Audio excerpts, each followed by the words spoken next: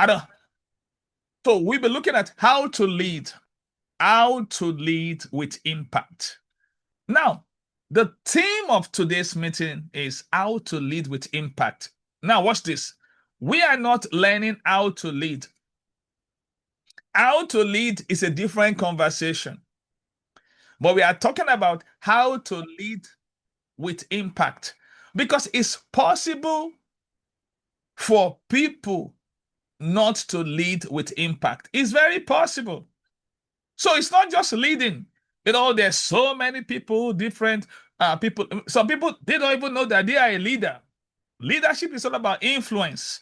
If your action can influence people to change the way they think, the way they live, you are a leader.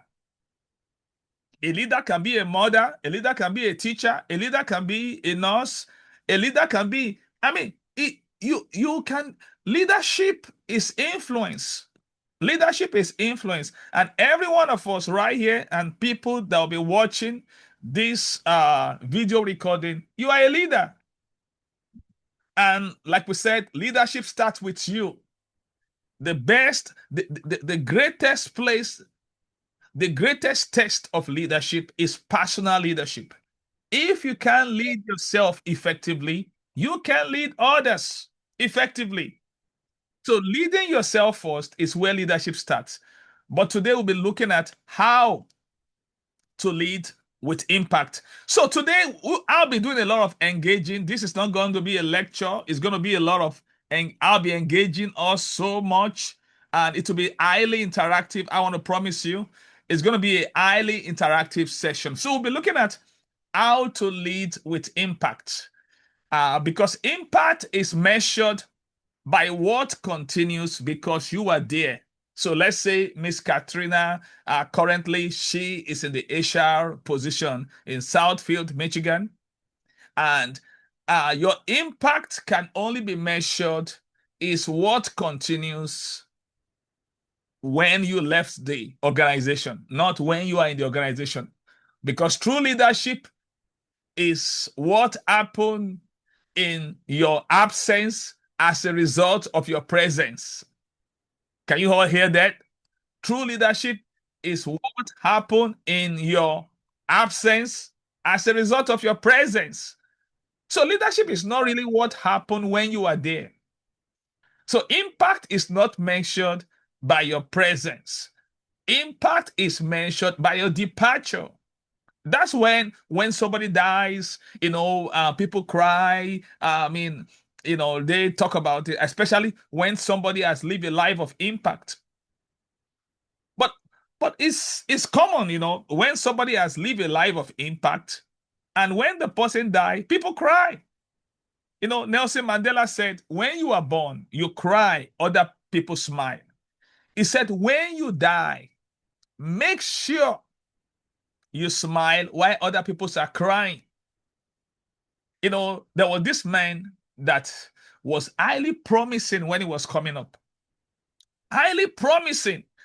In fact, he was a contemporary of Billy Graham. If I mention his name now, you can't even remember him. And when he died, John Agee, a minister from San Antonio, said he died unwept, that nobody weep for him. Nobody weep for him. There's a book I read written by author and executive coach Robin Sharma, a Canadian author. He said, who will die when you cry? That's what impact. If your life is not impacting people, nobody will feel your absence. A lot of people have died today. They left this world. Nobody knows, because even their presence doesn't mean anything. So if your presence does not mean anything, your absence doesn't mean nothing either. There was a quote I shared yesterday by Oscar Wilde. I sent it to so many people, and the quote said something. It said, some people cause happiness wherever they go. He said, some whenever they go. Can you see that quote? It means some people, they cause happiness wherever they go, wherever. But some, they cause happiness whenever they go. That means their absence cause happiness. The question I want to ask you is your what is causing happiness to others? Is it your presence or your absence? If your absence is causing happiness, you are not living a life of impact. Let's say you are working in an organization and you just left and everybody was happy.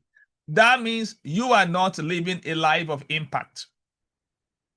But if you leave an organization and everybody feel your absence, that means you are living a life of impact.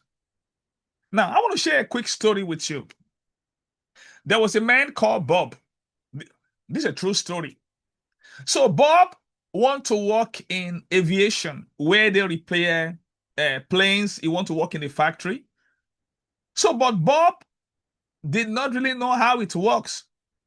So Bob now went to a man, that owns the big organization. So, when they said, please, I would like to work for you, the man said, well, we don't have any money to pay you. He said, well, you don't have to pay me that. I would like to work for you for free. So the man said, no problem. So Bob went to the place. So Bob make a commitment to learn as fast as he can. So Bob began to learn. He was learning from everybody, asking questions, getting to know all the tools that they used to fix the plane. And Bob was a fast learner. And because Bob is a fast learner, he was able to pick up those skills fast. So one day he called the owner of the company. He said, oh, sir, I just want to tell you that I won't be coming today. Oh, the man said, no problem. At least it doesn't bother me. At least you are not a worker. You just volunteering. So we have the workers in the house. So the man does not really think anything about Bob. But the people that Bob was working with, and they asked the man, where is Bob? He said, why are you asking about Bob? He said, Bob is not even a hired worker. He's just a volunteer. You guys should go ahead and keep doing your work. So they said, okay, no problem. We will go ahead. So when Bob came back, everybody was happy. Oh, Bob, we're so glad. The man was like, why is everybody? This guy is not even a worker. He's not a paid worker. So what is the big deal about him? But not knowing that the big deal about Bob is he know how to relate with people, and he's also learning so fast that he became an asset to that company. So Bob now went to the owner of the company. He said, remember when I first came here, I said I would like to work for free, but now I would like to be paid. The man said, I told you I'm not paying you. We already said that before. I said, yes. Bob said that was true. We said that before, but now I'm requesting for me to be paid. The man said, no, I'm not paying you. If you can't volunteer, you can get out of here. So Bob left. The second day, Bob did not show up. And they went to the man and they said, what happened to Bob? He said, well, you guys should go ahead with your work. The second day, the third day, the fourth day, all the workers, they went to the owner of the company that said, if you don't get Bob back here, we're not doing nothing. We're not working. We too gonna leave. He said, why are you guys gonna leave? He said, what's the big deal about Bob? Bob is just a worker. He's just a volunteer. He's not even a worker. You guys are the one paid for this job. What is so special about Bob? They look at the man in the face that Bob is a very special person. He has a special talent. And we need him in this company to keep working for you.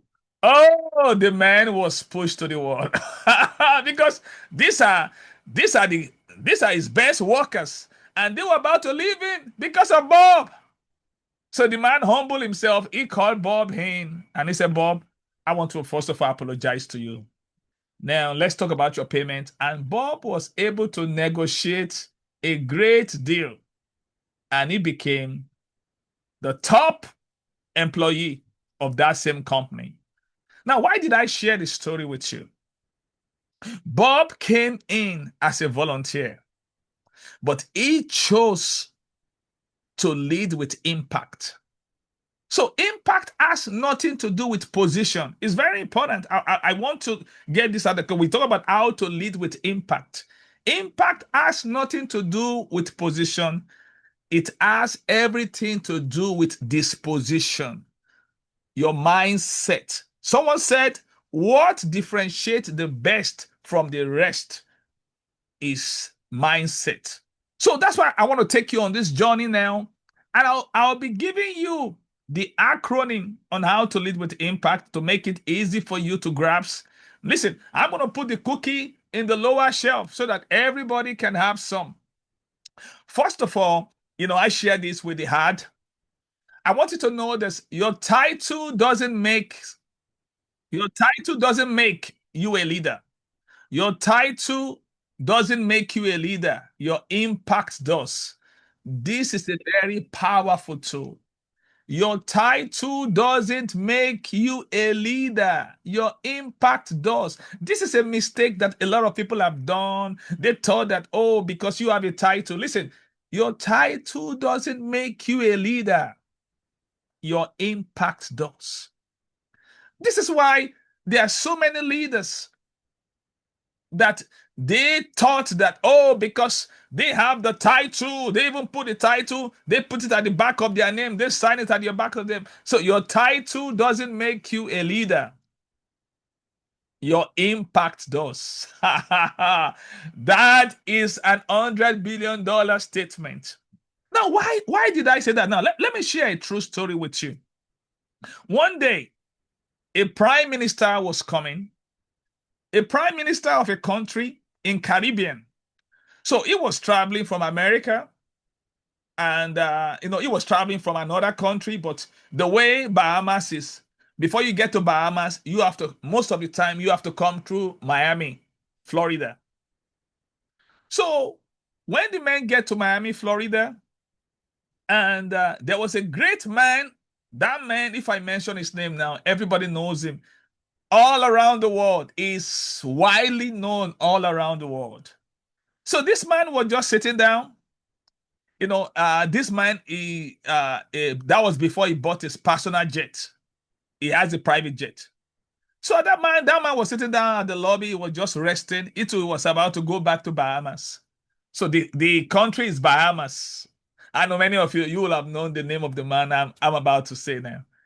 So this man, which is a great man from Bahamas, he's not the prime minister. So he was just sitting down waiting for the flight. Then the prime minister now came. When he saw him, he started, using his leg to kick his leg to wake him up.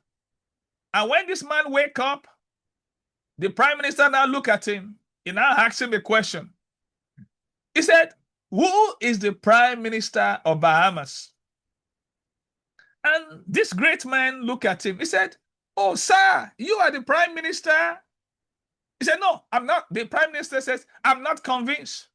I'm not convinced. He said, sir, what do you mean? Everybody knows you. They said, no, I'm not convinced. He said, because I just travel all around the world. And everywhere I get to, oh, somebody just mentioned the name. Comfort just mentioned the name. That was Dr. Miles Monroe. He said, everywhere I get to, he said, people ask me, what about Dr. Miles Monroe? What about Dr. Miles Monroe that they thought you are the prime minister? Dr. Miles Monroe said, he's just started laughing. And that's the truth. Anytime you mention Bahamas today, the first name people remember is Dr. Miles Monroe, because he has impacted people through his messages, through his life. I mean, he's the one that taught us that when the purpose of a thing is not known, abuse is inevitable. I remember I've had the privilege of meeting Dr. Miles Monroe twice. One of those moments is at I shook his hand. He was about to enter his, it was an event in 2003. I was still in medical school then. And I was even writing an exam then. So I just couldn't finish my exam and quickly go and see Dr. Maestro. So I was not even planning to see him because these people, they took them through a different route. I was looking for a friend of mine. I was about to go back to school. Then I just saw him entering a big Range Rover. And I said, Dr. Mice! Oh, he just reached up his hand and I shook him. Oh, it's as if I shouldn't take my bath the second day. Oh, I was keeping that hand. I was holding that, that kind of stuff. When you shake it, when you shake greatness, it's as if I shouldn't wash my hand. It's as if I shouldn't take a bath. It looks so real. I said, oh, I shook Dr. Miles Morrow. Oh, it was so awesome. I know many of you know what I'm talking about. I just love that encounter. I can't forget. I can't forget just meeting Dr. Miles Morrow. But this man impacted life. He impacted life. And that's why I want to encourage you today. Listen, if you have not been living a life of impact, I have good news for you. With what you're going to learn today, you're going to learn the practical skills on how to live a life of impact. I know what I'm talking about. I know what I'm talking about. You see, when I went to medical school, there's nobody in my set. We have our set. When I was in medical school in University College Hospital, has the largest group in history. But no one can say they didn't know who Michael is. There's no one that you can mention my name that they can say that, oh, I remember there was a time some of our colleagues, since we left school, we graduated like almost 22 years ago now. And many of my colleagues have died. Some of them have died. And there was this particular person that died, and people could not even remember who he is. But we have a yearbook until they went to the yearbook to now look at his name. That is what happens when you don't live a life of impact. People try to figure out who is dead, who is dead. But and I believe many of us here are people of faith, a person of faith. We are the light of the world. We are the salt of the heart. We are wired to live a life of impact. So that's why we need to learn how to really do it. Okay, we're going somewhere now. Like that statement, your title doesn't make you a leader, your impact does. Don't forget. Now, watch this. Authentic is not the same as synthetic. Oh, that's a big word. I'm gonna break it down now. Authentic is not the same as synthetic. What do I mean by this? There's a difference between authentic and synthetic. Now watch this. Authentic is your makeup. Synthetic is what you make up. Authentic is original. Synthetic is artificial. You see, people are looking for authenticity. They are not looking for duplicity. They're not, no one is looking for imitation. People are looking for the original.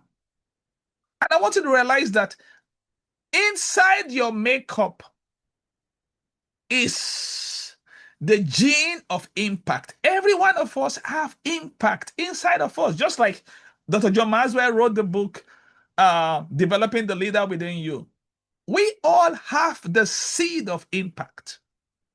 So impact is something that can be learned. We all are all wired for impact. Don't forget, we are all made after the image of God. And if you want to see God's impact, look at creation. So that means it is anyone that doesn't live a life of impact. Now, watch this. Impact can be negative or positive. So I want to be clear about that. For instance, Adolf Hitler, his life impacted people negatively. Joseph Stanley, And all these folks that when you mention, we're talking about that, but we're talking about positive impact.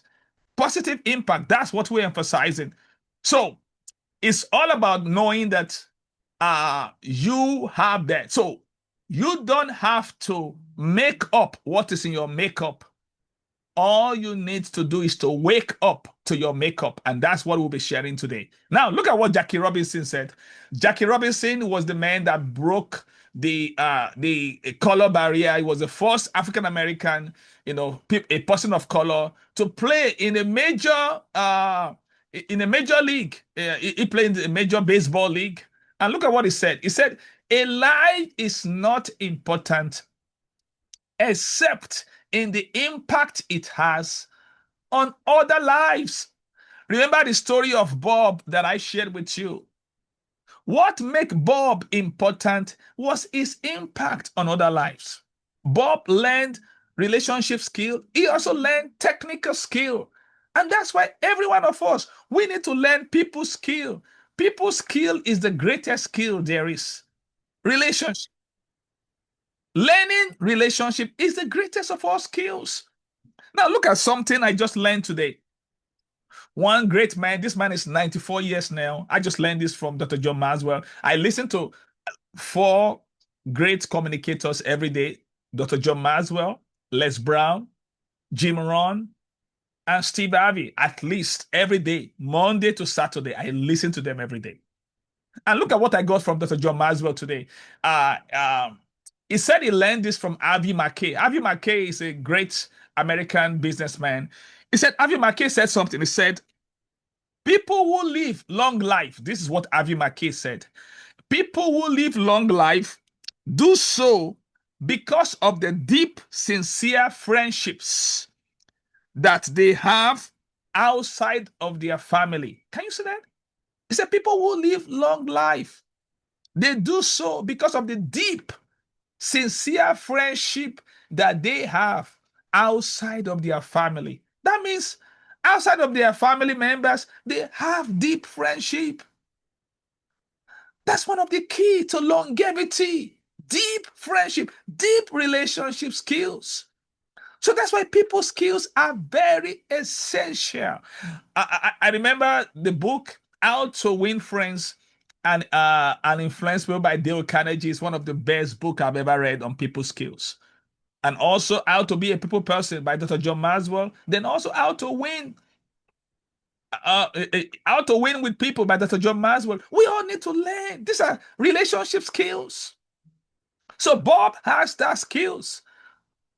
He has that skills. So it's very important to realize that people skills is very important. Then we also need professional skills, of course, skills in our field. So if all you have is just your professional skills and you lack people skills, you limit your impact. So if you want to have a life of impact, you need to build that relationship skills, how to get along with people. Because people only go along with those they get along. So people skill is very important. And the good news is no one of us is born with it. We all can improve it. I've recommended some books for you. How to Win Friends and Influence People by Dale Carnegie. Go get it. Then also How to Win with People. 25 Ways to Win with People by Dr. John Maswell. Then also How to Be a People Person by Dr. John Maswell. Those are the books I want to recommend with you because this will help you to build your people skills. So let's go back to what our subject matter now. So now this quote I also want to share with you is by Kevin Cruz. Kevin Cruz said, "Life is about making an impact, not making an income." You see, there's nothing wrong in making an income.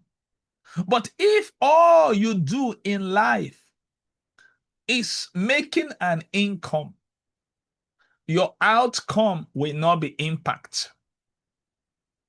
But if you focus beyond making an income to making an impact, your outcome is going to be impact. So life is more than making an income.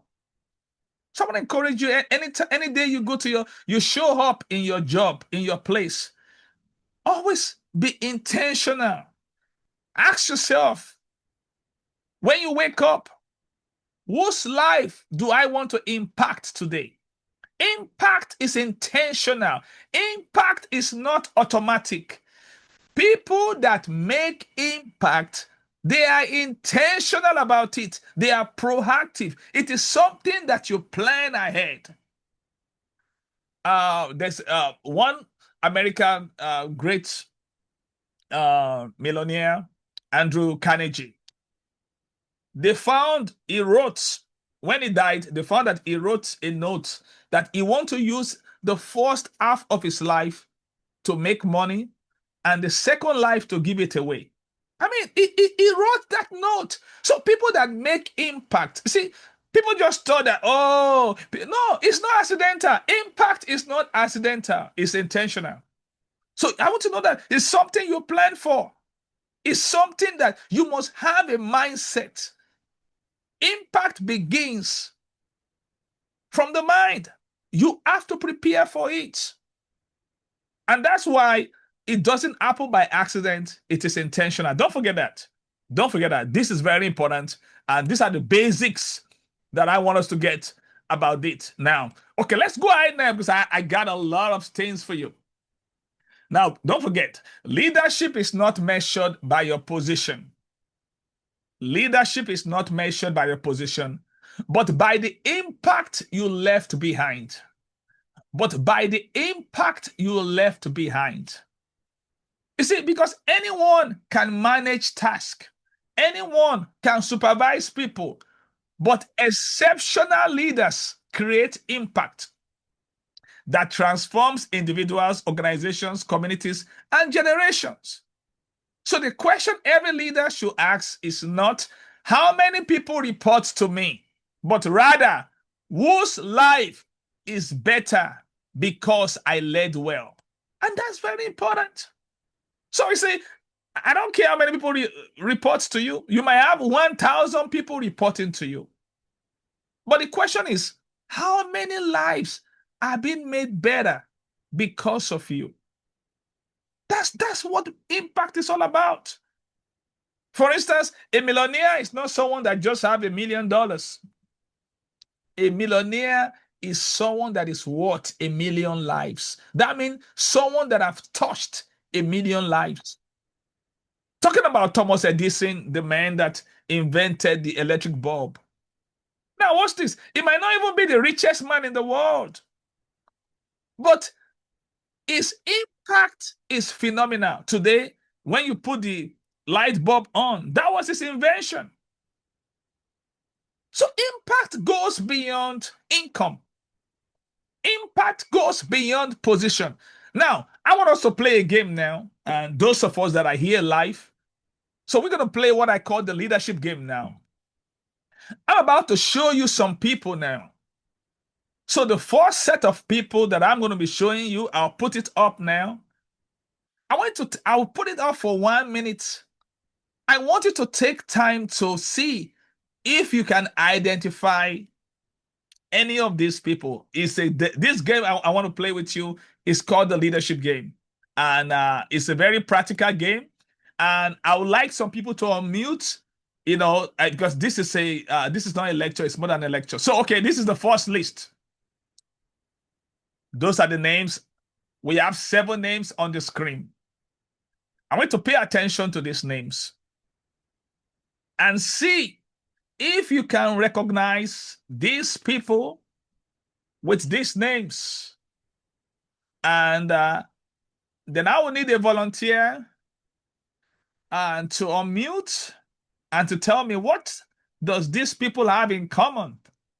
Or is this like Greek or Hebrew to you? So this is a leadership game. So I'm leaving it on so that you can see it. We have Milliard Fillmore, Franklin Pierce, John Tyler, Warren G. Harding, Zachary Taylor, Herbert Hoover, William Henry Harrison. So these are names. Okay, I need a volunteer, please. And you can unmute yourself, please. Anybody can tell us. What does these names? What do they have in common? Thank you, Coach Ify, for your compliment. Yes, okay. Yes, my sister from Canada. Do you like to come on screen? I don't mind to spotlight you. No. No, good I morning, can't see your everyone. face. Where are you? Where are you? Where? I'm looking for you now. I'm looking for you now. Uh, Good morning, everyone. yeah, I can't see your face. I'm looking for you. Oh, I'm not showing my face, Oh, you sorry. are not showing your face. Okay. Yeah, go ahead and tell us. Go ahead and tell us. Yeah. Yeah. I think they were leaders. I recognized John Tyler. Okay. So who's John Tyler? I, I know, I can't remember the president I who know used to some of be. us can Google now. You see? Oh, No, it's no, hard to do. I know John Tyler because I think he was one of the American presidents, early American president. Okay. Yeah, I know his name because a child recently recited American presidents, and I was wowed. So I remember John Tyler from that. So I guess Franklin too. I'm not sure which leader, but I remember John Tyler very well So as a you can leader. only As remember one name, Sister yes, Woman. yes, Okay, one name. yes. Okay, okay. Okay, thank you so much. Oh wow, that was good. At least you can remember. Okay, who else? Please, who else? Who else? Dr. Koku. Yeah, I only remember out the only one name. only Uh one name. So which name Herbert did you remember that? Herbert How Hoover. about Hoover? Yeah, yeah, Okay. Hoover. Yes. Oh wow, that was good. So who is Herbert Hoover? He was the 31st president of the United States. The very first president? 31st. 31st. Okay, 31st. okay, okay, okay. 31st. Okay, okay. That was good. That was good. Thank you. Thank you for sharing that. Okay. Did you recognize any other person on that list? I didn't. I Okay, did let me put the not. list up again. Some Yeah, people that say they didn't see the list. So here is the list again now. So we have Millard Field. We have Franklin Pierce, John Tyler. So somebody said they remember John Tyler. And then we have Warren G. Harding, Zachary Tyler. So we got two people now that are live here, Herbert Hoover and William Henry Harrison. So at least out of these seven, at least Dr. we got Coco, two are people. they all presidents? Well, okay, they are all president. Does it surprise you, Miss Katrina? Yeah, They are all president of the they United States. they all presidents. And it is so difficult for these great leaders on this live masterclass. Even many people do not even know that they are president. But Sister Omobalaji told us about one. Miss Katrina told us about one. Can you imagine? Now, how come we can recognize all of them? Listen, I did some research about presidents that are commonly considered unimpactful. This is based on historian ranking, emphasizing their limited accomplishment, ineffective crisis management, and their weak leadership. All those people that you see on the screen, based on research and historian ranking, they have limited accomplishment, ineffective crisis management, and weak leadership. Now, watch this. I didn't mention any contemporary people. I'm not here for politics. I want to address the issues. So that's why I'm not mentioning some current president. That's not the point. I want us to stay with the point. This is not about politics.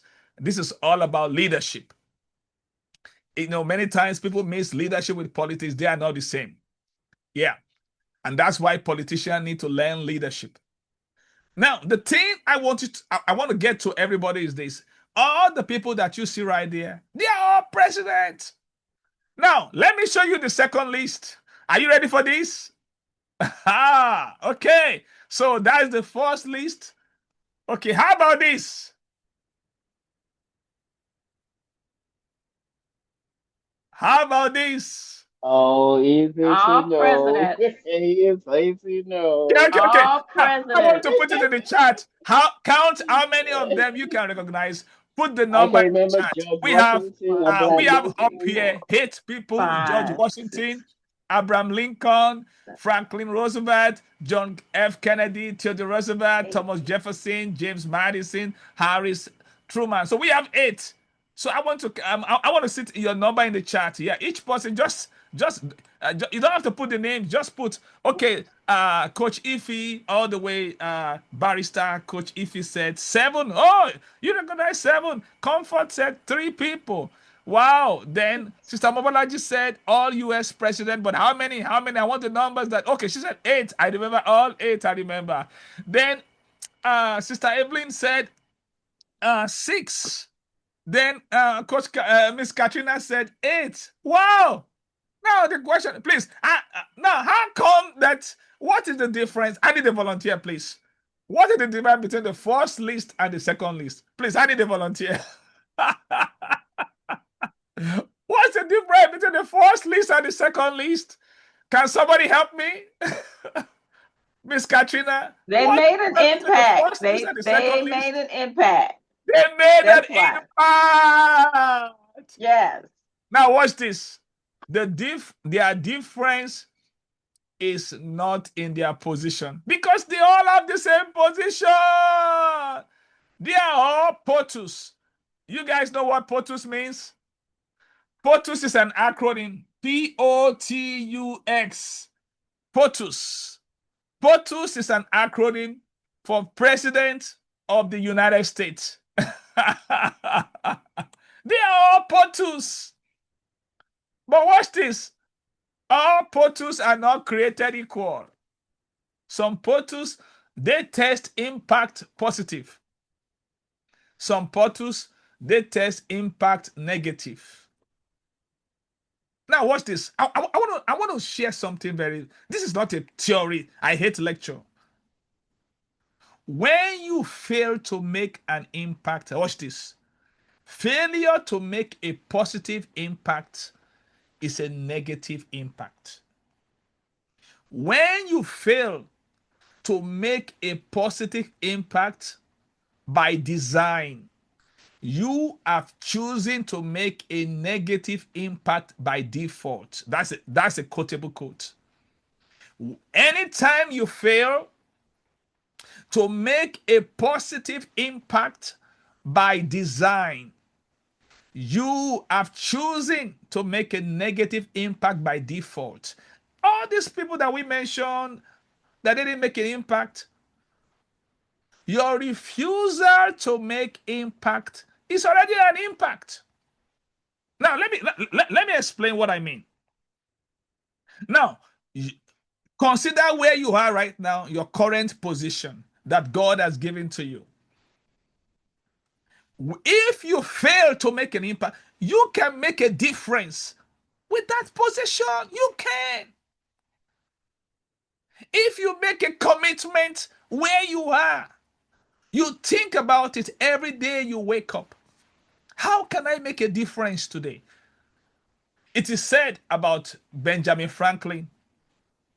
He always asks himself in the morning, what good can I do today in the morning? In the night, he will ask himself a second question. What good have I done today?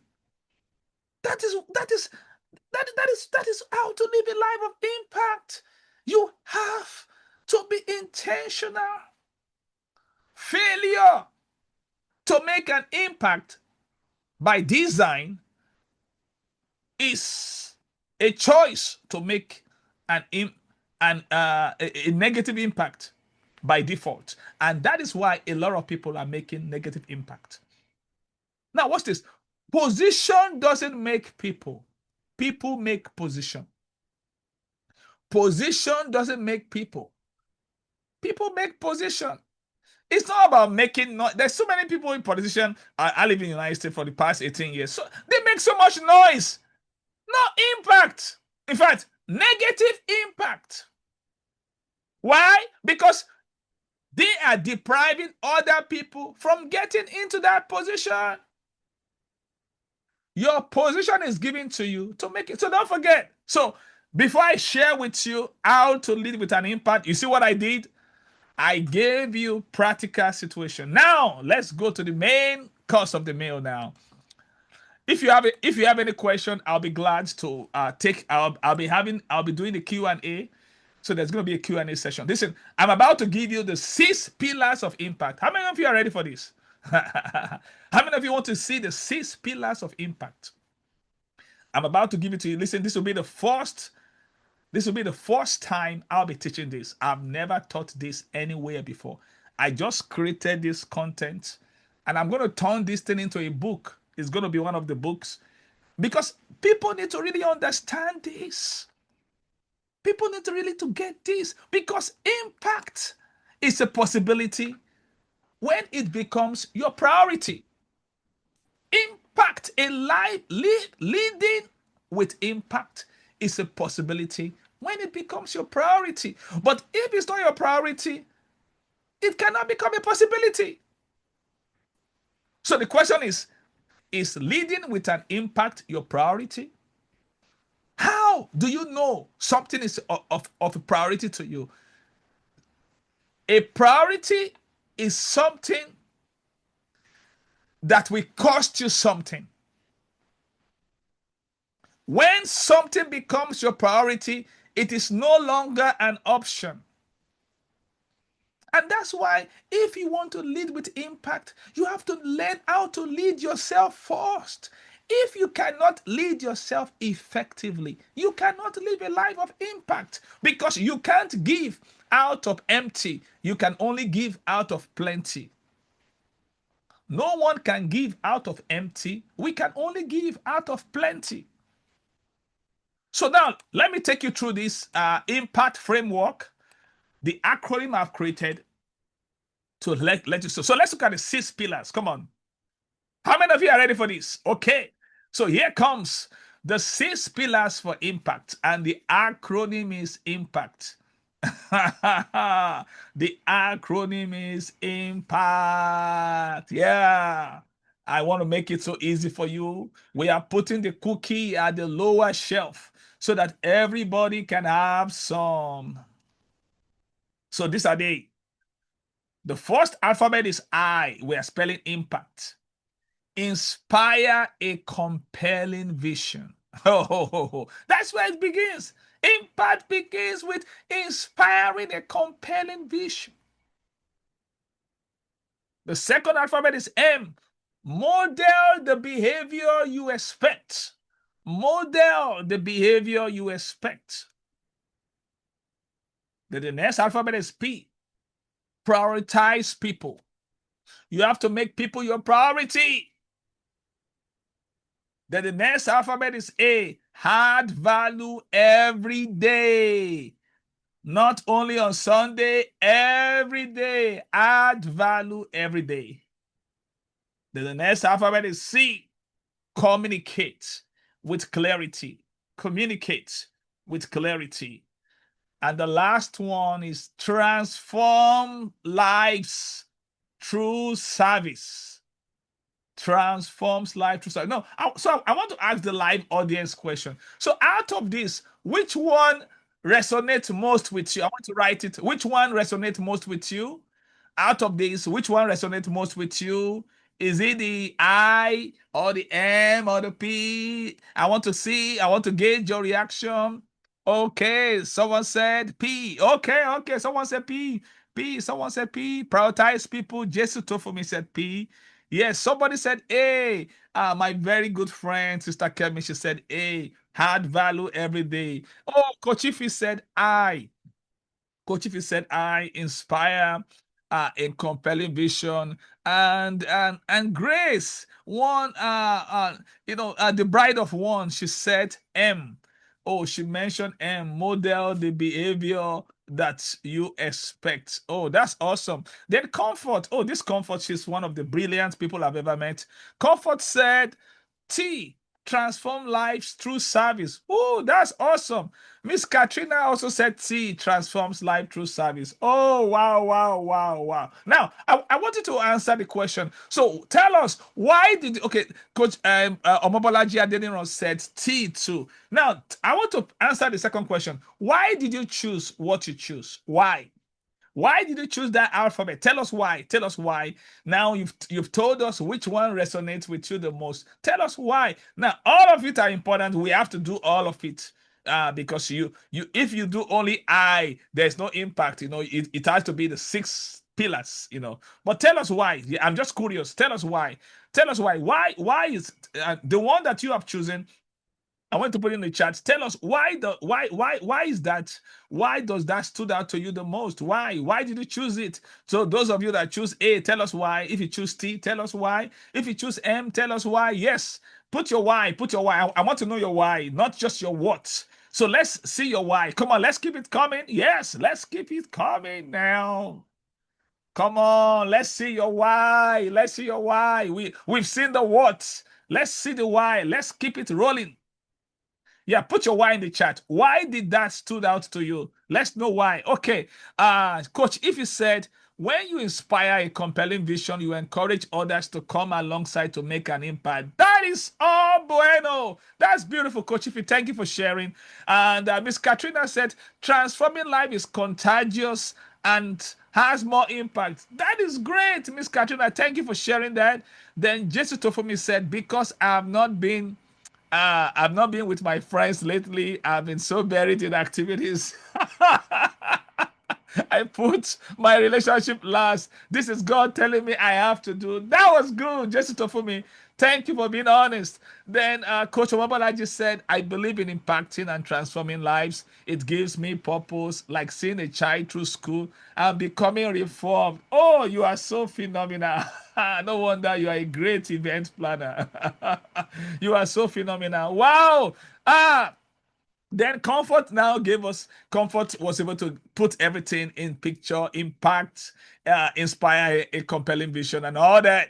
Then Grace said, a bride of one, she said, I choose M because it is easier for people to emulate what they see. Thank you. I know, Grace, you all are spoken great. Then Stakemi said A, she chose A. Which is add value every day because people look forward to what you want to add to them every day. Wow, that was great. Now, let me tell you something. I want to say thank you all for all this response. And Comfort said, I choose T because service is my passion. Then Jesus Tofumi said, totally agree with you, man. That's great. Wow. Now, that's awesome. Now, we're gonna take it one by one. I'm really thankful for your response. Thank you for this live audience. You guys are the greatest one. So let's now take it one by one. So I want us to take each alphabet one on one and really address it. So let's take it one by one. And I want to share some things, some very quality takeaway with you that you can use very, very practically. So the first one is I inspire a compelling vision. Inspire a compelling vision. Now, why do we need to inspire a compelling vision? Now, a compelling vision gives people direction, hope, purpose, energy, and meaning. This is why, see, we're not just talking about inspire a vision. the, the functional word is compelling. Listen, all visions are not created equal. A vision that compels people to action. That's what we are talking about. A compelling vision. People don't simply follow leaders, they follow vision. Vision is one of the currency of leadership. And it's so important. So a compelling vision gives people that. How do you know a compelling vision? You see, when a vision is compelling, it makes people to act. It gives people direction. People know where to go. It gives people hope for the future. It gives people purpose, the why to live. It gives people energy. You see, a compelling vision is so energizing. It energizes people. It gives people meaning. Ooh, wow, this is awesome. Now, look at what P.K. Bernard said. P.K. Bernard said, a man without a vision is a man without a future. A man without a future will always return to his past. This is how you know. You see, now, if let me give you let me give you a leadership test. If you want to know if somebody has lost his vision, this is how you know. When somebody keep talking about the past, that person has lost his vision. Vision is all about the future. Vision is a clear picture of a great future. So, and that's what makes it compelling. The clearer your vision, the more compelling it is. And that's why it's very important for us to really understand. That's why P.K. Bernard was saying, he said, a man without vision is a man without a future. Vision is all about the future. A man without a future will always return to his past. So anytime you have somebody, a friend, and that is always talking about the past, listen, it's high time you evaluate that friendship. You know, when people even say, oh, remember when, remember when, remember when, remember when, remember when, remember when. I remember a friend of mine, he's a professor of urology now. He's a urologist. He's a professor right now. So, and he said one time he visited, this time I'm talking about, this is like 18 years ago. So he was saying he visited a professor that man has retired. And the professor was talking about, he was reminiscing on the old days while he was still working as a doctor. He was just telling stories. So he was now telling us, he said, that old professor, he can afford to tell stories. He said, but that is not for him at this stage to be telling stories. So he has a lot of ground to go. That was 18 years ago. We invited him for a meeting of doctors. You know, we are doctors there. So we invited him to come and speak. So this is how you know that somebody has lost his vision. The person that keep talking about the past, what happened in 2000, what happened in 2000. And some people, those are the things they are interested in. You know, I have an aunt, you know, she lives in New York. I've stopped talking to her. I love her. She's my very lovely aunt. Anytime I call her, she's always referring to the past. And I said, no, I don't want someone that we keep pulling. I want someone that be talking about the future. That's why when I call people, I always ask them a question. What are you working on? What are you working on? That is a statement of vision. Every people of vision need to be working on something. There must be something. For instance, I'm working on some new books. I'm writing new books. I'm working on some new projects. Our ministry here in Philadelphia, we just have a bigger vision of something we're already doing. That is popping in my mind. So it's very important. So I want to have that consciousness of what vision is all about. Now, look at what Ellen Keller said. Ellen Keller said, the only thing worse than being blind is having sight, physical sight, but no vision. Can you imagine that? This is a blind woman speaking. She was not limited by her blindness. Despite her blind situation, Ellen Keller today. You can't mention Ellen Keller and people say, who is Ellen Keller? She did not allow her blindness to be a handicap. She rise up despite blindness. One of my greatest quotes that I love so much was by Ellen Keller. She said, life is an exciting business and it's most exciting when live for others. And that's what she did. She didn't live for herself. Someone said, living for self will reduce you to self. Living for others is life indeed. Dr. Martin Luther King Jr. did not simply deliver a speech. He painted a picture. He inspired people with a compelling vision. His speech begins with, I have a dream. That is vision. That is vision. Somebody said, the future you cannot picture, you cannot feature. The future you cannot picture. You cannot feature. So as a leader, you cannot inspire a compelling vision until you have one.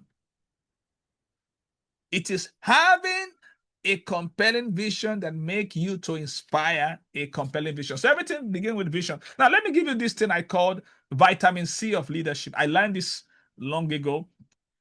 When I learned it, they didn't call it vitamin C, but anytime I learn something, I like to put knowledge. I like to put things in a way I can remember it. That's why I use acronym. So vitamin C, it is VITC. Write it down. Let me give you what it means. VITC. So V is vision. You see, vision. Those are vitals. Vision. I is integrity. Integrity is very important. Then T is transparency. A leader have to be a person of vision. A leader have to be a person of integrity. Then T is transparency. A leader have to be transparent. Nothing shady about you. You have to be transparent. People have to see through you. No skeleton in your cupboard. Then the C is competency. Just remember that. That's vitamin C of leadership. So a leader have to be a person of vision. A leader have to be a person of integrity. A leader have to be transparent. And a leader have to be competent. That means you have to be effective. You need to you need to know what you are doing. You need to have the wherewithal how to make things happen, how to get results. Okay. Now, the question you want to ask yourself is this: do people become more hopeful after hearing me speak? Because, like I said, we said that this I is all about inspiring a compelling vision. After you communicate your vision, does people become more hopeful? That is how you know you are inspiring a compelling vision. It's not enough to have that vision, but you must be able to inspire. To make it impact, you must be able to inspire. That's what John F. Kennedy said. So we want to put a man on the moon. He inspire a compelling vision. No one has ever said that until John F. Kennedy came, and it became a reality many years, even after his death. Dr. Martin Luther King Jr. to inspire a compelling vision. Say, I have a dream that one day my 4 children will not be judged according to the color of their skin, but according to the content of their character. He has a vision of equality between white and black. Today is happening.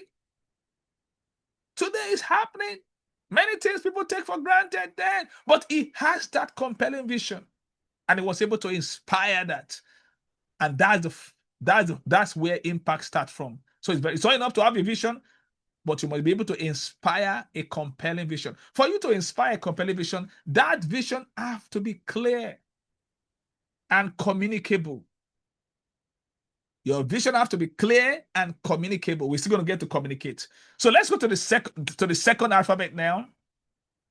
Okay, before I get to the second alphabet, are you getting something? I want to see your response in chat. Is somebody getting something? I mean, can we just stop here? Are you getting something from this? Does this really worth your time? Oh, Coach, if you said so much, thank you for the feedback. Because listen, I want you to lead here with something tangible. Oh, Justice Fomento says so, yes. Oh, thank you, Miss Katrina. Thank you, Coach Awabalaji, for sharing that. Yeah, okay. Now let's go to the next one. We're gonna go to the second one right now and look at the second one. The next alphabet is M. Model the behavior you expect. Model the behavior you expect. You see, that word model is very important. Dr. John Maxwell said, nothing motivates people in a positive way more than seeing a positive leadership model. Nothing motivates people in a positive way more than seeing a positive leadership model. We need role model. We need positive role model.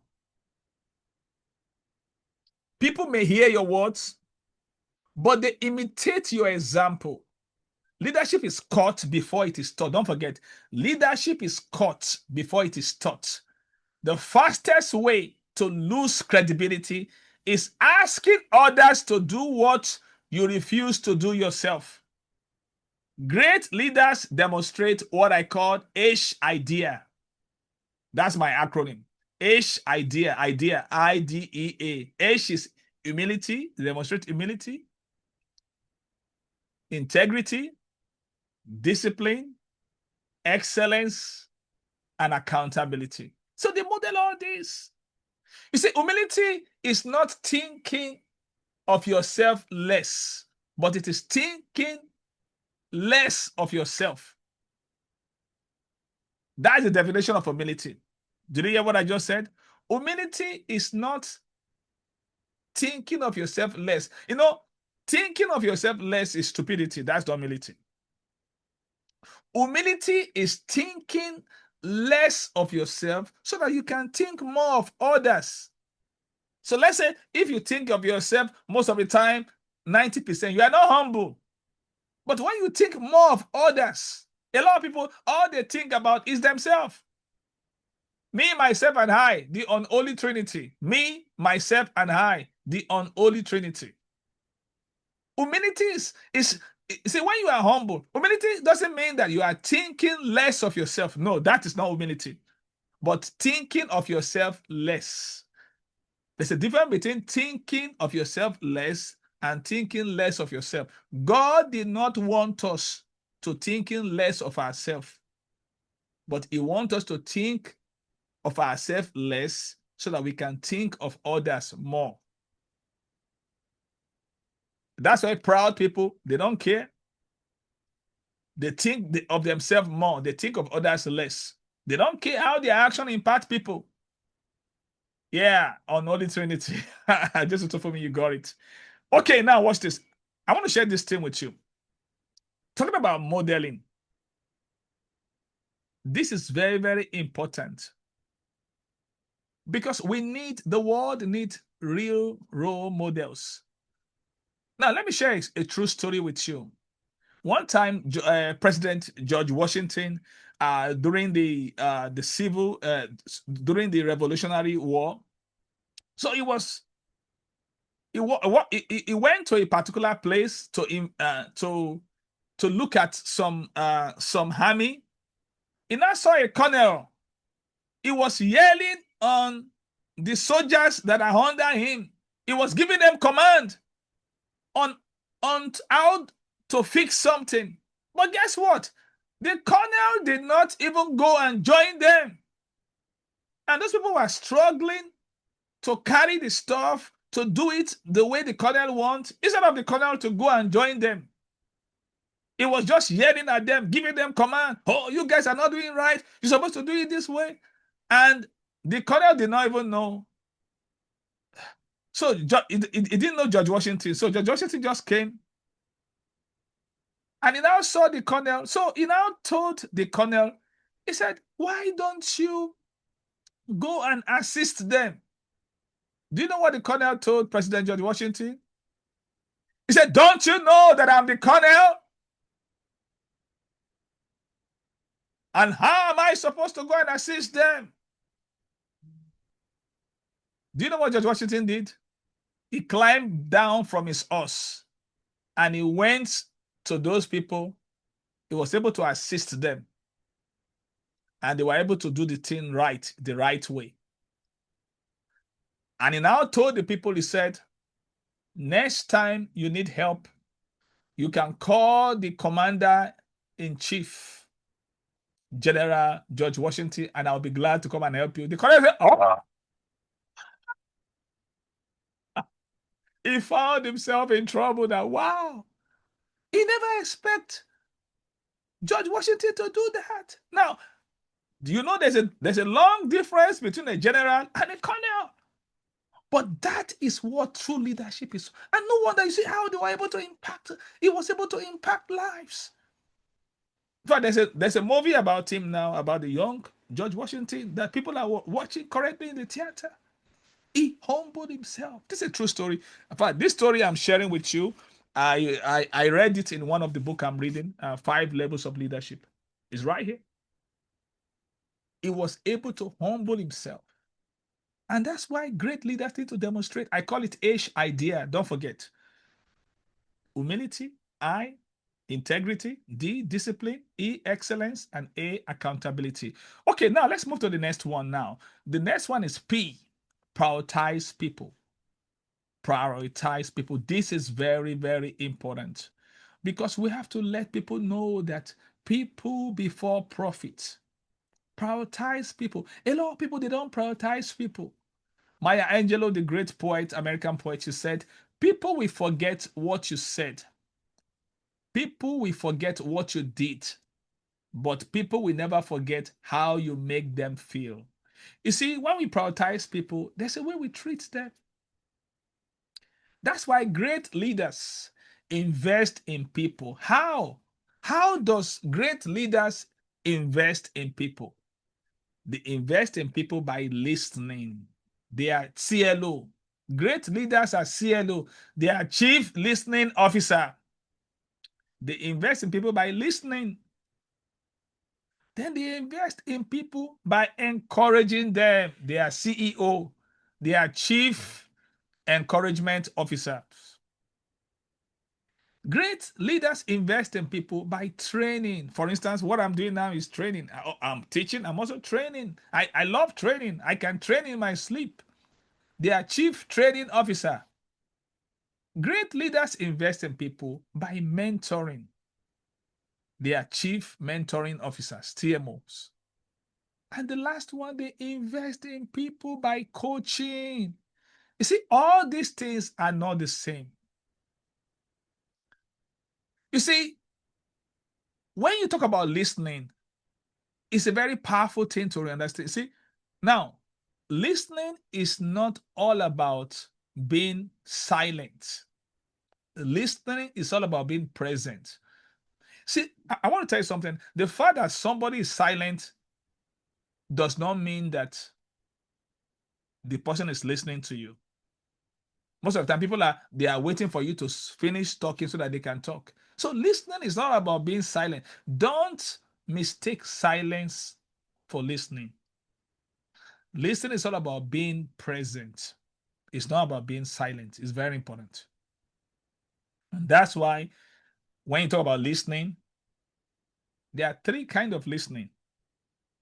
There's active listening, there's compassionate listening, and there's empathetic listening. There's no time for me to teach that. I will have teach you the difference. So there's active listening, sorry. And okay, let me come again. There's active listening. The second one is there's mindful. It's mindful, not compassionate. Mindful listening. It is the acronym is AME. Active listening, mindful listening, and empathetic listening. Those are the three kind of listening. And there's no time I will have teach it, and I do that when I coach people. I break it down into one-on-one, and so like I said, great leaders invest in people listening. So at a time when we are listening, you think you are doing nothing. No, you are doing something. Listening is highly therapeutic. One of the greatest gifts you can give to people is the gift of attention when you listen to people. So we have to learn to listen to people. It's something I'm still working on to learn, because listening is an art, listening is a science, and listening is a practice. Don't forget. Listening is not a destination. I want to know that. I want to write this down. Listening is not a destination. Listening is an art, A-R-T. It's a science. There's a science of listening. There's no time. Well, I will have break this thing down for you. It's also a practice. It's something you practice. To practice. So we can, every one of us, we can become a better listener. It's something that we practice to become a better listener. And great people, great leaders invest in people by encouraging. So encouragement is like oxygen for the soul. So one of the way to invest in people is by encouraging. See, everybody needs encouragement. And that's why those who give encouragement, they never lack it. One of the reasons I love encouraging people is that when I finish encouraging people, I myself, I become encouraged. And it's so important. Now, why do we need to invest in people by encouraging them? Because the world, there's a lot of CDOs, chief discouragement officers. There's a lot of, so we have to be CEOs. Chief encouragement officer, they counter the ministry of the CDOs, the chief. Some people are just, some people, they love discouraging people. If you look at the word encourage, it means to put strength inside someone. The word discourage means to remove strength from somebody. So you can invest. So I want to encourage you. You can do all these things when you post on social media every day. Look for something you can post. Look for something you can post to encourage. I do it a lot. I look for something that can, and people just reshare. These days now, when I share it, people just love to reshare. I say, yes. People even reach out to me that, oh, and do they have my permission to share it? Do you know what I tell them? I said, there's no copyright. Just copy it right. There's no copyright. Why? I have an abundance mindset. And that's why I get things, I send it to people. I love it when people share it. And people just reach out to me that even if you don't give me the credit, just have it for yourself. Copy it right. And that's why we have the Thinkers Island. We have like almost 275 people all around the world, many professors, PhDs. And I share quotes. Today now I've shared 9 quotes with people. Because the whole point is this: you can't lack what you give. You only lack what you keep. Nobody lack what they give. People only lack what they keep. Don't forget that. So you can invest in people by mentoring, by training, and by coaching. I coach people one-on-one. I mentor people. There's so many people I mentor all over the world. And that's why the LAMP global community, LAMP, the full meaning of LAMP, some people call it LAMP. I say it's not LAMP, it's LAMP, lights. LAMP means Leadership Advancement Mentorship Platform. It's a platform to advance people in their for leadership advancement and mentorship.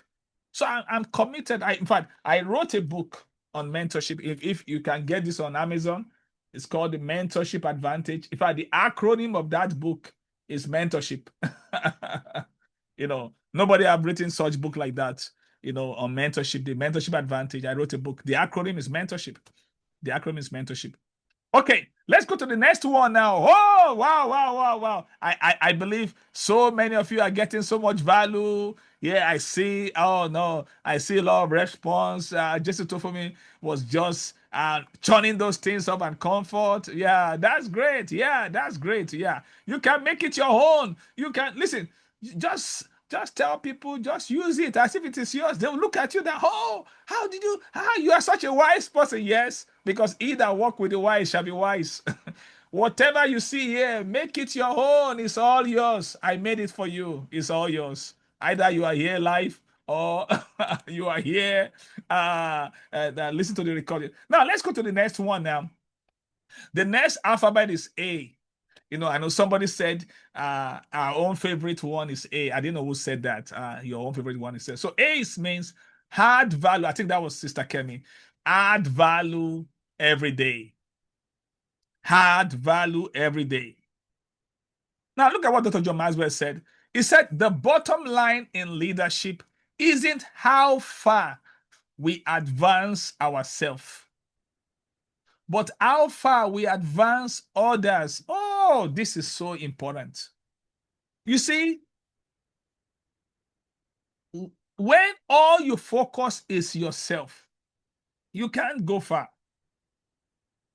Because the bottom line in leadership is not how far you advance, but how far you advance others.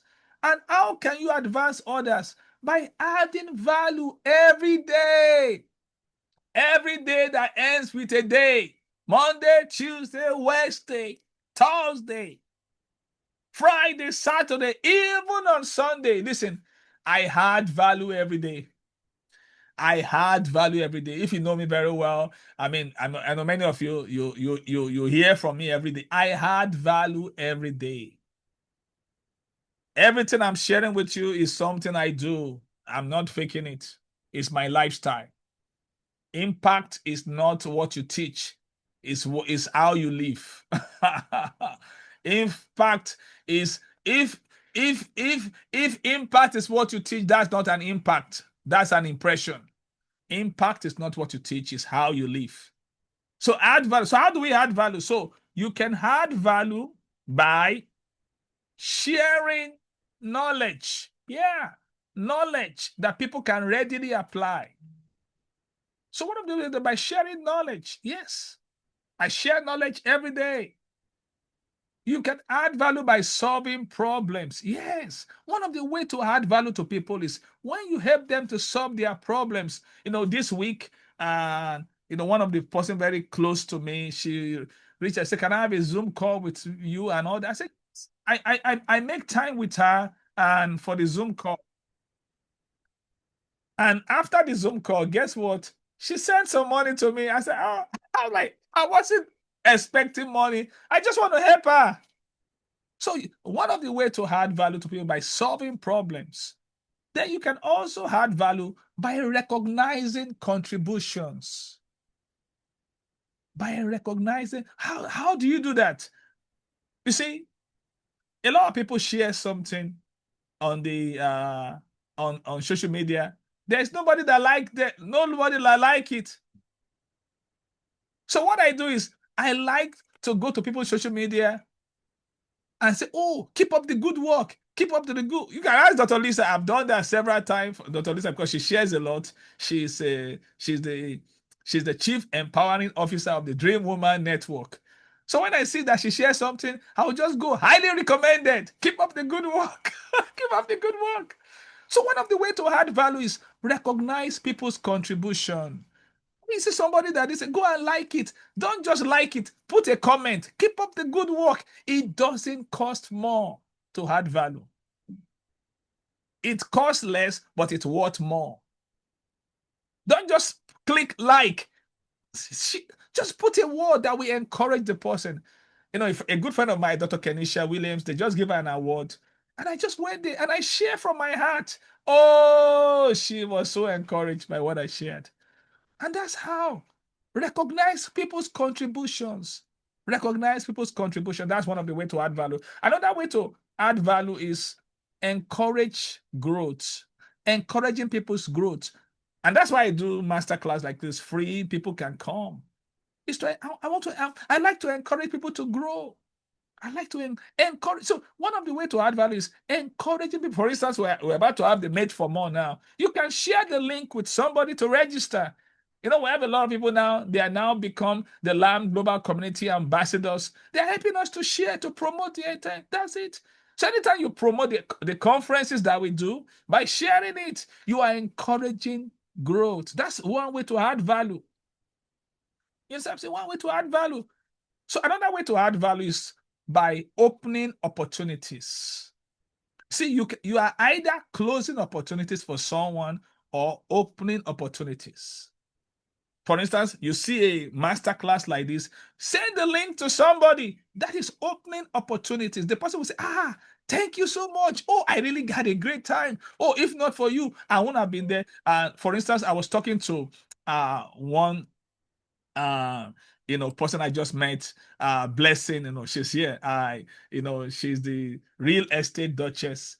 And I was asking, and I saw her review. She said she got to know about our conference through a mentor.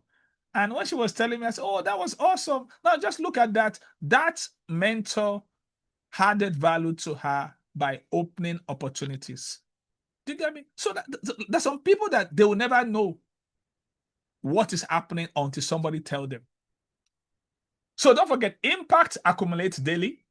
Small deposits eventually become extraordinary influence. So ask yourself every morning, whose life will become better today because I showed up? Always ask yourself, whose life will become better today because I show up? So impact is something that happens little by little. It is little drops of ocean that makes a mighty, little drops of water that makes a mighty ocean. Now let's go on to the next one. Our next alphabet is C.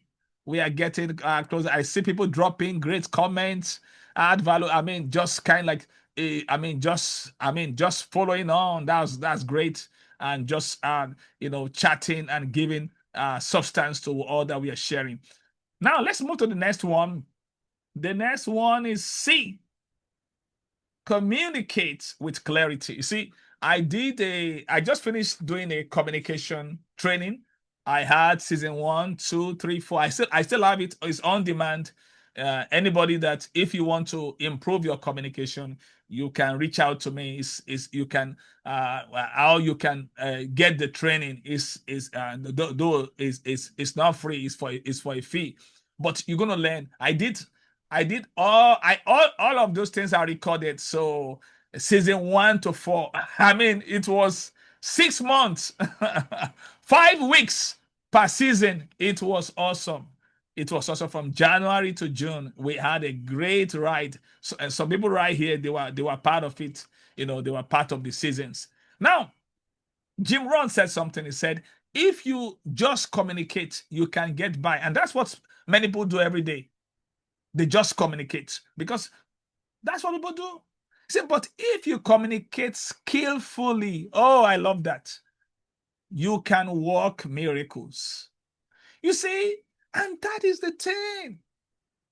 That's why Dr. John Maxwell wrote a book. He said, everyone communicate, few connect. It is true that everyone, but only few people are connecting. It is when you connect that you work miracles. Connecting is the ability to identify with people and relate with them in the way to increase your influence with them. So that's why great leaders communicate expectations clearly. Great leaders communicate vision consistently. Why? Why does great leaders need to communicate vision? Because vision leaks. So you have to communicate it consistently. Great leaders communicate feedback constructively. They communicate feedback constructively, not just a feedback that will destroy people. No, constructive feedback. And great leaders communicate appreciation generously. They communicate appreciation generously. Like I said, communication is such a huge topic. It's such a huge topic, and I'll be giving you an opportunity at the end of how, because I'll be starting a training for 4 weeks, and on how to become an effective leader, how to become a more effective leader. So if you are interested, I'm going to announce it at the end of this teaching. You have the opportunity, and it's the first 4 week in August 1, 8, 15, and 22nd. And we'll be learning the 4 keys. It's from one of the book I wrote, but like I said, I have grown. The book has not grown. The 4 keys. So it's going to be based on this book, the 4 keys. And each week we'll be looking at each pillar. We'll be looking at the pillar for effective leadership. 4 keys for effective leadership. So we'll be doing that August 1st, 8th, 15th, and 22nd. And I'll give you an opportunity. And because you came today, and you have a coupon code that will save you 50%. It's going to be a 4 weeks. It's going to be very powerful. I mean, this is going to be so great, beyond the book. In fact, I'm working on doing the 2.0 version of the book. I've learned a lot of things on effective leadership, and that will be an opportunity for people to grow. Because one of the things I want to encourage you is, even though you have to learn to invest in yourself. Someone said, even in Freetown, things are not free. Some things are free in life, but there's some things you have to pay for. For instance, oxygen is free. We don't pay for oxygen. But wherever you live, you pay for light, you pay for water. Some things are free in life, but not everything is free. For instance, I'm going for a conference next month in Orlando, Florida. I've paid for the conference. I've paid for my hotel. I've paid for the flight. They are not free. I mean, the dream is free, but the journey is not. You can ask the dream woman. You can dream for free, but if you want to get to your dream, you can dream like, no, I'm going to Disneyland. You can dream about Disney. But if you want to go there, practically, you have to pay. So I just want to encourage you, learn to invest in yourself. For instance, you need to invest in your library. You need to have your library. Somebody said, rich people has big library, poor people has big TV. If your TV is bigger than your library, you are in trouble. Some people's TV is bigger than their library. They have a big TV. Somebody did a research, true story, and this is conducted for African American. They found that the poorer the house they go to, the bigger their TV, and they found that the richest among them, Black Americans, they have libraries. They have libraries. So I want to start building your library. I can say it with all humility. I have one of the biggest private libraries in the whole world. I can say it. My wife can tell you this. I buy books. I read 12 books every day. One of the books I'm reading now, it was a friend of mine that recommended to me, Wisdom Takes Walks. I didn't know about the book by Ryan Holiday. It was a friend of mine that called me. He found the books in Barnes and Nobles. This guy is a dental surgeon. He has his own practice. He has 2 Ivy Leagues graduates. He went to Harvard. He went to University of Pennsylvania. He owns his own practice. He's a dental surgeon. He said, I just saw this book. I was wondering who to share it with, and you came to my mind. And he told me to buy the book. That was last month, and I ordered for the book. I just ordered for a book now by Warren Bennis on becoming a leader. I said, oh, I want to read that because Dr. John Maxwell talked about him a lot. I said, I need to get this man's book. Listen, I've invested thousands of dollars on book. My wife can tell you, I have books all over the place. Books all over the place. So please, because it's so important. Even though we have free library in America, I don't have time to be going there. I buy my own so that if I want to refer to the book, I can go. We have a book room where we put book. So communicate with clarity. Communication is very important. So people perform better when they clearly understand where they are going, why it matters, and what success looks like. Communication is not measured by what is spoken, it's mentioned by what people understand. Yeah, Coach Ife, you are right. Ryan Holiday is a very good writer. I love the book. I love the book. So let's go to the next one. The last alphabet is T. Transform lives through service. Transforms life through services. And don't forget, confusion is expensive. Clarity creates confidence. That's why we don't just communicate. We have to communicate with clarity. Communication with clarity is very, very important. Okay. Now, let's go to the last one right now, which is the last one we are looking at. Transforms lives through service. Transforms life through service. Somebody said this is our own favorite. Now, Ellen Keller said this. He said, life is an exciting business and most exciting when lived for others. Oh, can you see? This is what service is all about. Living for others is serving others. Serving others. Albert Schweitzer said, the only ones among you who will be really happy are those who have sought and found how to serve. That's why servant leaders ask the question, how can I help? How can I be of service to you? How can I develop others?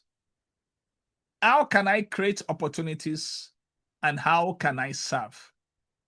You see, you can transform life through service. One of the books that I wrote, by the grace of God, I've written 12 books.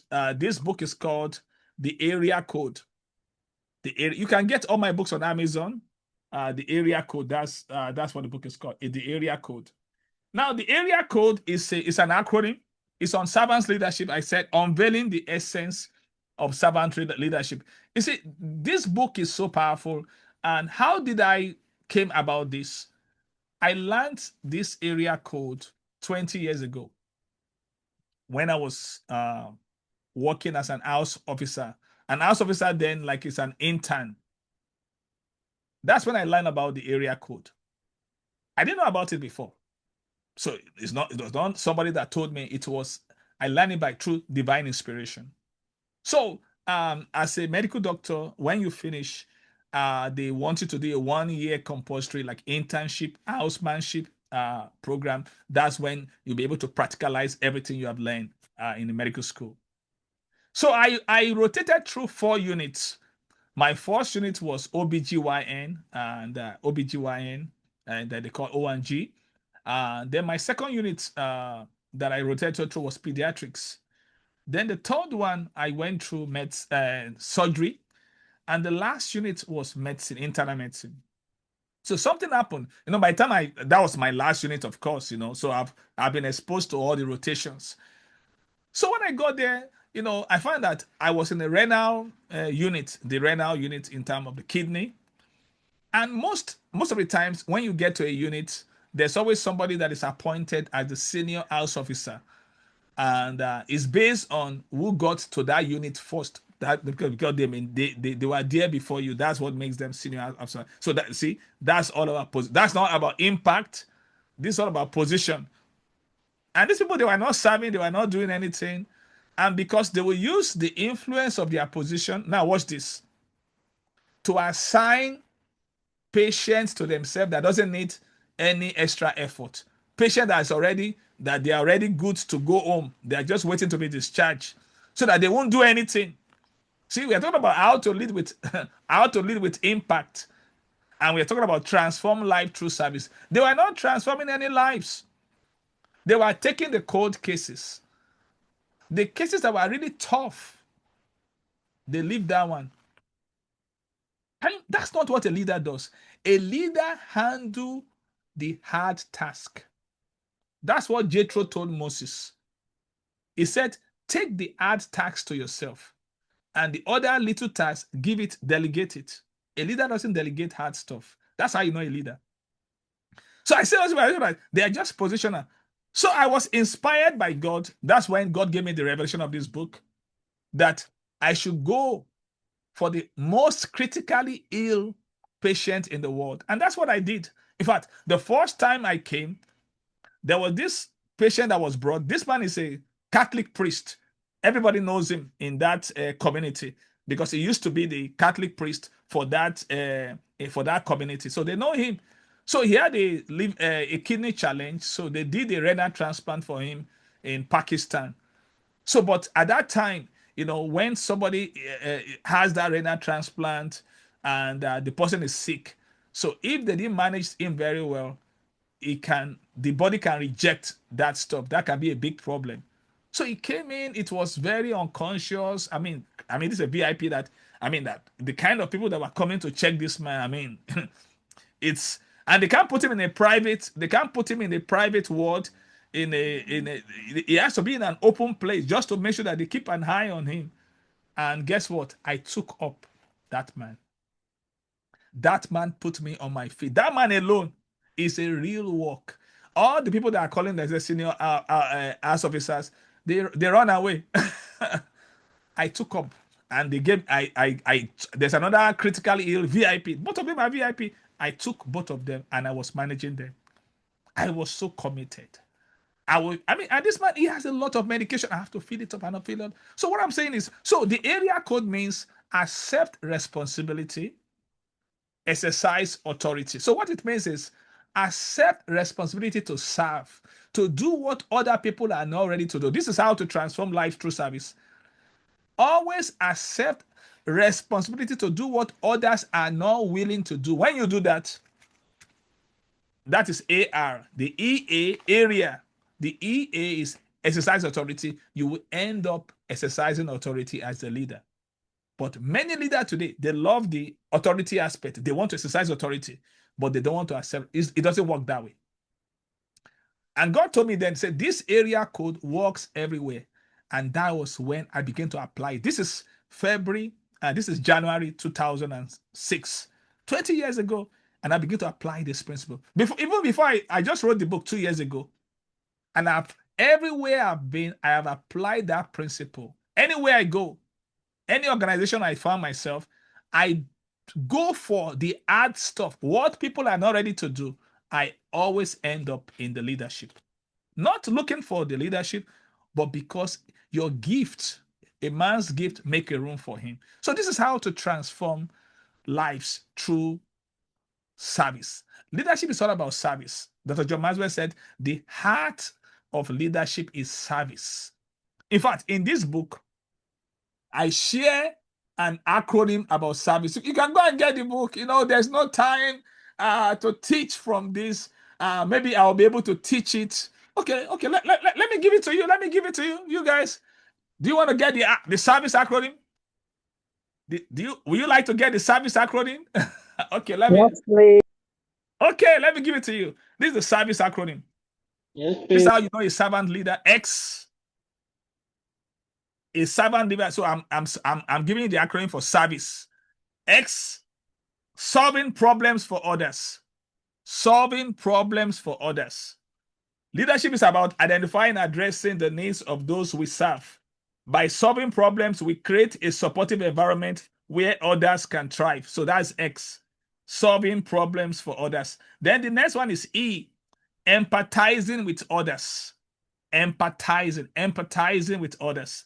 Understanding and sharing the feeling of others is key to building strong, trusting relationships. Empathy allows us to connect on a deeper level and foster a sense of belonging. So the next alphabet in service is R, removing obstacles from the path of others. Removing obstacles from the path of others. See, one day my wife and I, we were traveling. We were in North Carolina then. We were going from Raleigh to Winston-Salem. So the person that was driving the car, and we just saw that he stopped the car suddenly. And we are wondering what happened. So what happened is that somebody left a cat, like this Walmart cat. He left it in the middle of the road. This is a highway.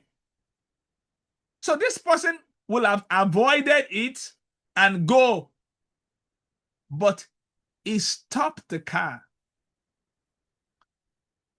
and he moved the cat out of the highway and put it at the side, at the shoulder of the highway. That is servant leadership. It doesn't have to do that. I mean, it's not it's a busy highway. Other people have avoided it, but he didn't avoid it. My wife is here. I know she remembered that experience. He stopped the car. So that's that. I can't forget that picture. Oh, that we just came to America then. I can't forget. So that is servant leadership, removing obstacles from the path of others. Great leaders actively work to clear the way for others to succeed. By removing barriers, we enable individuals to reach their full potential. So the next alphabet is V, valuing others. This is how to transform life through service. You value others. Recognizing and appreciating the unique contribution of each person reinforces their worth and encourages continued growth and engagement. Do you know that some people, when they post something on the internet, they might never get one like. Your like might be the only like that will encourage them. Some people, they will just post something After 1 second, they want to see how many people have liked it. Oh, after 1 hour, no likes. Oh, no likes. So what? So one of the way to do that, just like it. If you see your friend post something, just go and like it. At least if she got 10 likes, maybe that will make her feel better about herself. The next one is I, interacting with others with integrity. Interacting with others. So integrity is the foundation of trust. Leading with honesty and moral principles ensures that our actions continue align with our values. Then the next one is C, compassion for others. Compassion for others. And the last one is E, encouraging and empowering others. I just gave it to you, the service acronym, and on how you can. So, because when service becomes your lifestyle, impact become your legacy. So the impact challenge and the impact leadership challenge I want to share with you before we close is every day ask yourself 6 questions. I want you to ask yourself 6 questions every day based on the first I. Did I inspire someone with a compelling vision today? Did I model the behavior I expect? Did I prioritize people over personal gain? Did I add value to someone's life today? Did I communicate with clarity and purpose? Did I transform someone's life through service? If you consistently answer yes to this question, you won't simply lead, you will leave a lasting impact. Don't forget, leadership is not about making an impression, it's about making an impact. Positions are temporary. Influence is everlasting. Success is measured by success is not measured by what you accomplish. Success is measured by what you accomplish. Success is measured by what you accomplish, but impact is measured by what continues after you leave the organization. So wherever you lead, commit to leading with impact. So inspire a compelling vision, model the behavior you expect, lead with impact, because the greatest legacy of leadership is not position that you attain. It is the positive difference that you make in the life of others. So I want to share this opportunity for you and I mean to continue to encourage to lead with impact. You have an opportunity to be part of this effective leadership, build your leadership skills. This is starting August 1st, next Saturday. And it's going to be for 4 Saturdays, 4-week virtual event on Zoom. Each week is going to be 2 hours loaded. It's going to be a practical session, breakout room, and we'll be working on the 4 pillars for effective leadership. And then I'll be using the acronym ESPN. So that's the link. If you want to register, you can use that eventcreate.com and /e/effective leadership. It's going to be very powerful. And because you came today, I'll give you a coupon code that will save you 50%. I tell you, this is not about money. This is all about how to make you to be more effective in your leadership. I wish I could do it for free, but it's going to be for 4 weeks. 4 weeks. So I'm giving you this coupon. You can use this coupon EMC uppercase 50. Just you can use this coupon at checkout for this 50% discount. And this is going to be, you can share it with other person. You can, but because you came today, you have that 50% discount. It's going to be a 4 weeks. Each week, we'll be looking at the ESPN framework. The first week, we'll focus on effective communication. And the second week, we're going to focus on strong values, how to build strong values. And the third week, P, on powerful why, purpose. We're going to focus on purpose. And the third week, we'll focus on network nurturing. I wrote a book on network. One of the books I've written is on network. I'll be sharing that on that last week. So at the end of these 4 weeks, you will be highly effective, more effective in your leadership. Like I said, it's going to be a very powerful session. And but because you came today, I'm giving you that coupon. So I'm going to take question and answers right now. If you have any questions,